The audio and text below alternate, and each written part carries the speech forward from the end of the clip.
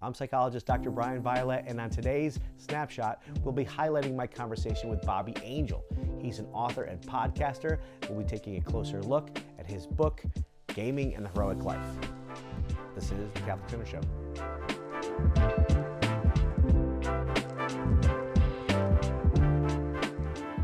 Gaming and the Heroic Life. Gaming and the Heroic Life. Yeah, the title gives me pause. Go on. I like it a lot. I mean, it calls me to something. Who doesn't like the word heroic? Well, what man doesn't like the word heroic? I feel called, and I think there's something about that in the world of gaming where we feel called. Why did you choose the title? How did you choose the title?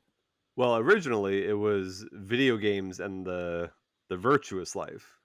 But the thought was virtue is that might be too big of a word. Like if you're trying to get to like the broader audience at stake, virtue could be limiting. Now you're still talking about virtue, and virtue plays a big role in the book. But the surface level of that is to be a hero. Like we want to be a hero. We want to be the main character in the quest, and to an extent we are in our lives. And so we got it down to gaming and the heroic life because that really got to the broadest appeal possible.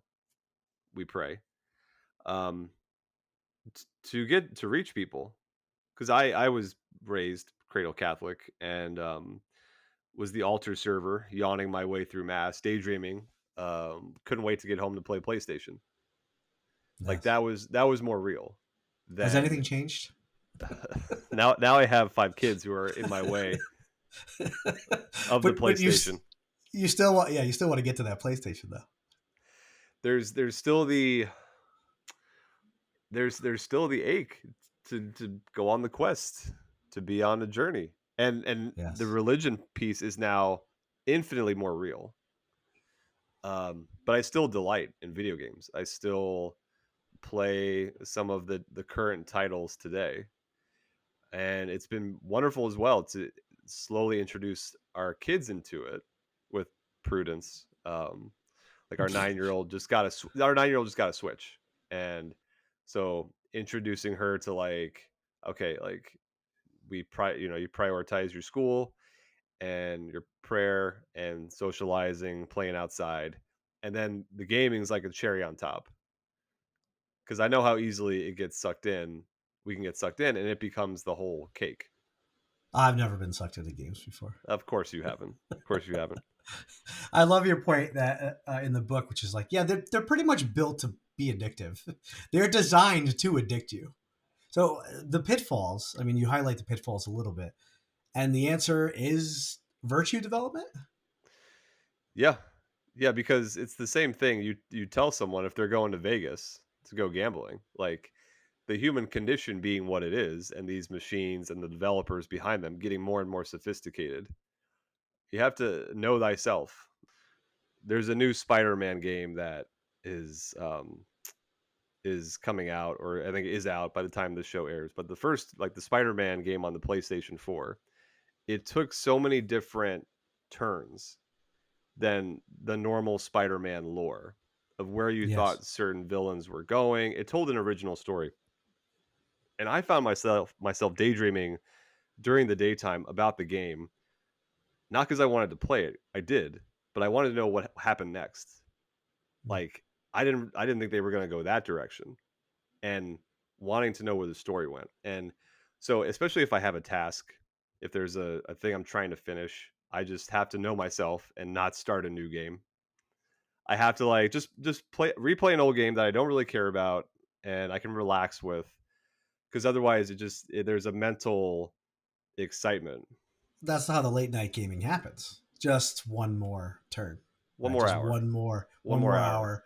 Depending on the game, there's those real-time strategy games that are sandbox, open-ended, like Civilizations. A lot of people play those games. Right. And you're basically creating the game as you're playing based on just the variables of the game. You're creating a civilization. And so you're creating your own miniature goals, long-term goals, short-term goals, and you have to multitask and you have to plan ahead. So just one more turn, I'm going to finish this task. But in order to do that, you're planning for the one after that. So I can't. Those are games I actually can't play. Right. I will, because it'll be 3 a.m. It's dangerous for me. It's best I stay away. And I've had that those times where like the God of War games, they have like these Valkyries, which are really tough side bosses, Yeah. and they'll throttle you. And I get so close to beating them, and I don't. And it's like, "Oh, one more turn, and like an hour has gone by, and I have not beaten this Valkyrie yet. And I'm watching like my sleep slowly trickle away. But I get into the book as well of like play is a good thing. And I think we could, and we don't have to go down this rabbit hole per se, but like the difference between amusement and leisure. Yeah. Like there's good, because they don't mean the same thing in the classical sense of it. Because amusement is just kind of, I'm exhausted from work, I put on the TV, and I'm not looking to exercise any agency. I just want to passively receive. And leisure is a much more active, like I'm walking in the woods. And I'll be the first to say, all things being equal, I think a walk in the woods is more leisurely, is going to build up, put more energy in your tank than an hour of PlayStation will. And I'm not saying at all like the PlayStation is bad, it's evil, it's wrong. I'm just thinking like the human condition, how we're meant to recharge, tends to happen more in the world than through pixels on a screen. Well, it's play, isn't it? I mean, gaming is play, and play is work without stress. So it's going to naturally be depleting. We have to work. We love working. We work on our salvation through work. And so even in our off hours, hobbies are essentially work. Gaming is work, just without the stress. So yeah, it doesn't fill you up. It depletes you. And there's nothing wrong with being depleted as long as you have replenishment, right? And that's the knowing of thyself of like, I only have an hour. I only have an hour and a half to game. Is kind of like the play does reach, it blows off steam. Like well, when you sat down, it was an hour, and then you got to about 45 minutes, and you said to yourself, "I have an hour and a half." And then the bargaining. Well, I only need 7 hours for my REM cycle. Well, I only need 5.5 to function. Well, I don't have that busy of a day tomorrow. I mean, I do it still. It's yeah. But all that to say, like the play is important, and there is like blowing off steam at the end of the day, and I enjoy it, and it's life giving, and my wife gets it. Like, there's not this, because she's had her own journey of like, okay, her husband likes video games, he hasn't given them up yet, Yet. Well, because there is she still holding out? No, she's not at all, because she's very competitive with Mario Kart. Like, she does not let our children win. Are you better than her? No, because Mario, well, yes. But Mario Kart just always like screws you with the items. Yeah. Like you could be doing a flawless run, but the guy in 4th or 5th place is getting all the blue shells and all the red shells, and you're getting a banana. So there's luck. There's luck involved in Mario Kart for sure. Yeah, there's so she's very competitive. She is the one more race. So she knows, she gets it. She doesn't wag a finger at me. But for me, there is that like self-mastery, self-control thing too, of like, this play is good. And then playing with my kids is good now, as I getting to play Mario Kart with them. And then also demonstrating to them, okay, now there's a time to turn it off. There's a time to re-engage with the world around us. We gotta pray, do our devotional. We gotta like be outside. And so that's my hope is from the writing of the book to even being as a husband and father, is modeling that hope for like integration. It's not this, because this is the book I've been waiting for someone else to write, and no one else was doing it. So I said, fine, I'll write it, of this like Catholic approach honestly, to video games. That was something I was going to say to you today. I'm so glad you wrote this book. Yeah, because I've been waiting for someone to write it, and I have no intention of ever writing a book, but sometimes there's a part of me that's like, write something, So I'm very appreciative, because I think it needs What is contained within your book has needed to be said. And what I liked about there's a few things I liked about your book. There's many things I liked, but things that stuck out to me is you're focusing on gaming, but you sprinkle in a little Catholicism here and there, and you teach. And whether it's the concept of virtue, whether it's the concept of narrative, which I'd like to talk about with story, and there's a one quick statement you made about marital satisfaction being higher with couples that game together. Did that interest you, strike you? I thought that was important. It could have been a whole nother chapter on itself, but I tried to.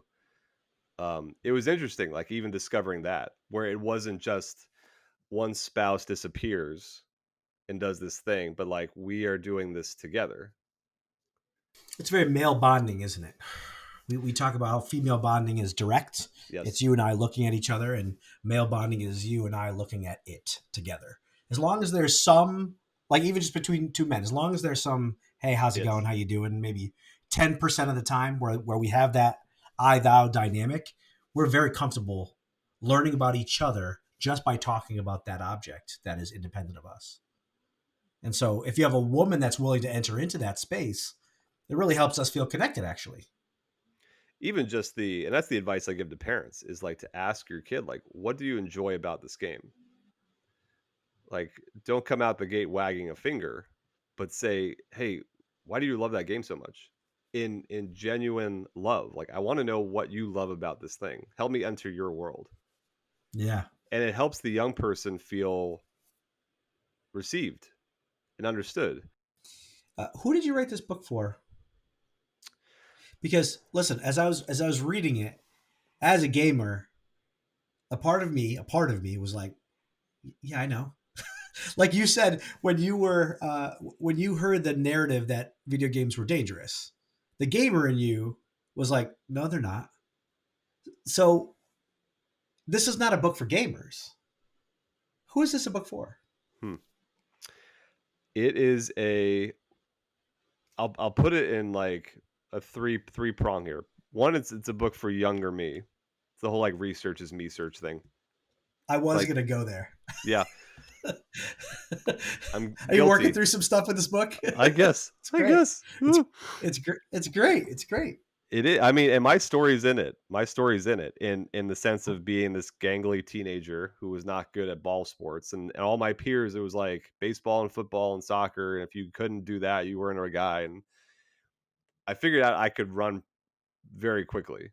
I was fast, so I could get away from danger quickly. So that was my skill set, was like running and swimming. But gaming was kind of like, I can excel here. And I never really understood what this has to do with God and my cradle Catholic religion.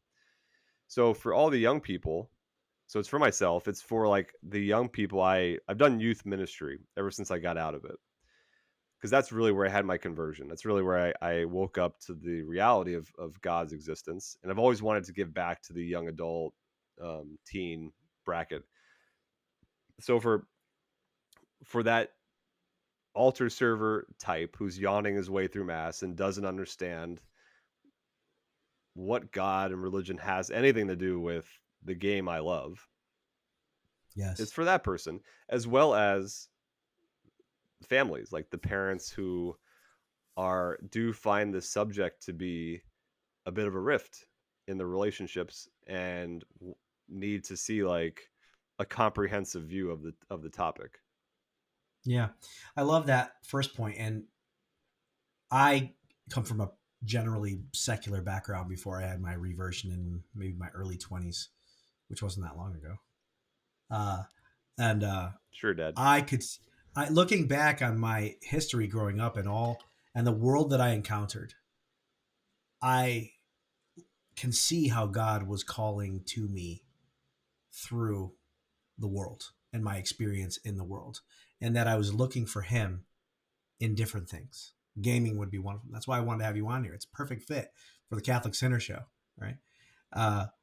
And so how to make sense of being in the world and seeing all of our experiences as reflective of that deep desire and longing for God is. That's the sweet spot, because it doesn't end with video games. I mean, it's everything we do, and it never ends throughout the course of our lives, even if it's unconscious. You know, we're pursuing him, and he's not just an idea; he's an acting agent, so he can reach us through any medium he wants, and I believe he does.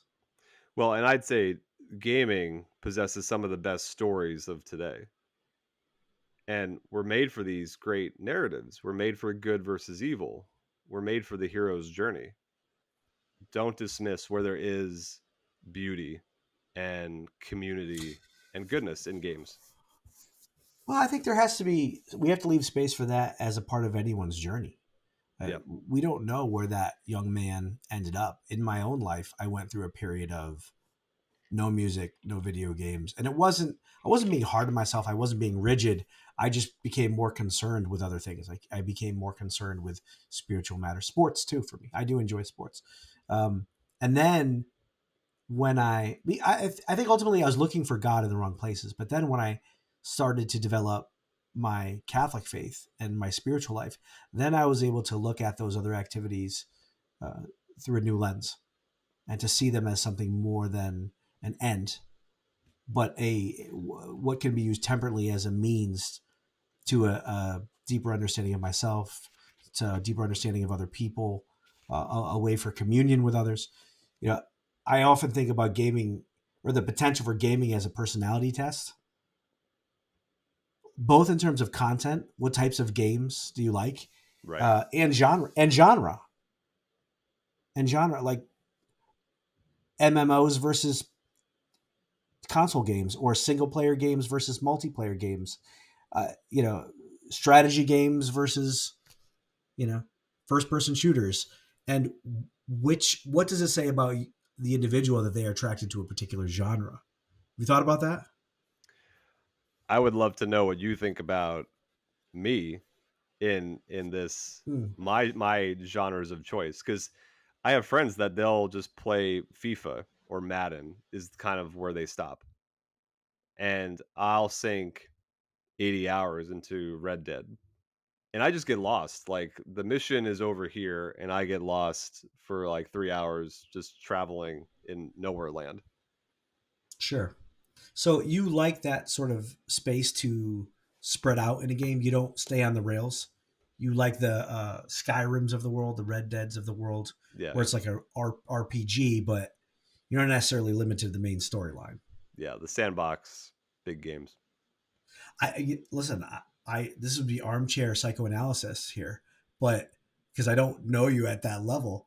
But I mean, you tell me. Do you is I would imagine that there's something that feels liberating and free for you to not have to paint between the lines, and give it, and it's as if you're given space and autonomy and power to make your own choices and your own decisions, all still within the confines of a game. Right. There is a frame, but it's not your. There's more agency. I would say is agency an important concept for you in the broader picture of your life? Yeah, yeah. To the extent that a game has constraints, the games that make you feel free, and that there's more to be explored. Hmm. We've So Google Earth. the discovery piece is important to you. Yeah, we've Google Earth so much of the planet. What's left to explore? And Well, the a lot of ocean. these, That's about it. yeah, the depths of the ocean, or you want to go to Mars. But these games, like they start with the map like all clouded, and as you go, it starts to reveal itself. You're piecing it together. Yeah, so there is totally this kind of like what's over that hill exploration. That's cool. That's cool. Ah, it's part of the adventure. For me, I cannot play one player games. I try. I believe me. I give it the old try. I have a lot of gaming friends, and they recommend games to me. And no matter how good it is, I'm talking game of the year. Right, I'm right. talking Zelda, God of War. I mean, these amazing games. I go like 2, 3 days, and then I say to myself, "What? There's no one here. I'm alone in it, and I want to connect with someone about it." And for me, it's task completion with a group of people, or PvP, but that's toxic. That's another topic. Player versus player for our non-gamer audience. It's when you're playing against someone, or at least in teams against other people. Which we talked about a couple weeks ago, just off in talking about being like this show happening. And I had never conceptualized that of like when you're playing with other people, it is either collaborating together for a task or it is fighting each other. Mm-hmm. And you leave with two very different dispositions. And I don't think I don't think I had ever like consciously thought about that. Well, I have a growing theory that player versus player is akin to the One Ring. Mhm. No matter how good you are, eventually it will destroy you. Yeah. And I don't know anyone that exclusively PvPs that feels good afterwards or is happy about them. Even if they win, even if there's always something better. And so it's this constant comparative analysis between yourself and other people. And even if you have a successful period of defeating others, it's never enough. It's like a cup with a hole at the bottom that you're filling. And it brings out parts of ourselves that are dangerous, that are toxic, that are critical. Whenever you start to rank yourself above other people, I mean, in the most extreme of scenarios, it's I'll do whatever it takes. And that's how you have hackers that don't even play by the rules of the game. They just want to make sure that they beat you. I never understood that. I wanted to compete within what is fair, but it's part of the same trajectory of I will only feel good about me if I'm better than you. And that's in any walk of life, but it definitely shows up in gaming. And the Ring of Power is all about lording over others, and it does corrupt you eventually. Versus the collaborative play, which is we're in this shoulder to shoulder as a team. Yes, And yeah, it's very, yeah. Thank you, that thank you for can get that. toxic. That was sure, of course it can. But that was one of those like, oh, I wish I would have put that in the book if we would have had that conversation sooner. But it's for the Yeah. next one.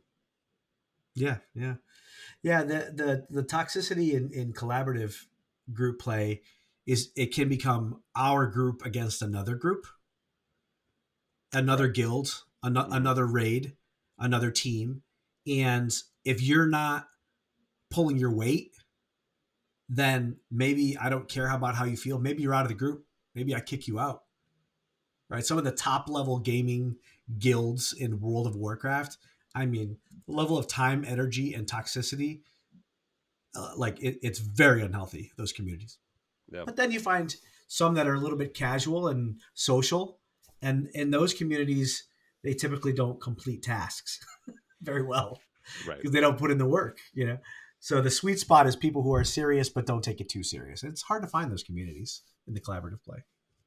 Especially as we get older, as tired dads. For sure. Although the nursing homes of the future are going to be filled with guys with arthritis in their thumbs, with The Office on repeat in the corner. Oh, yes. I've seen, was it Counter-Strike? Mm-hmm. They play Counter-Strike in, that's a first-person shooter game where it's being played in nursing homes now, and there's like geriatric populations blowing each other up with grenades. I appreciate that because obviously as I'm getting older and my reaction time is slowing, Yeah. I can't play with the young bucks anymore. So, an over 40 league sounds great to me.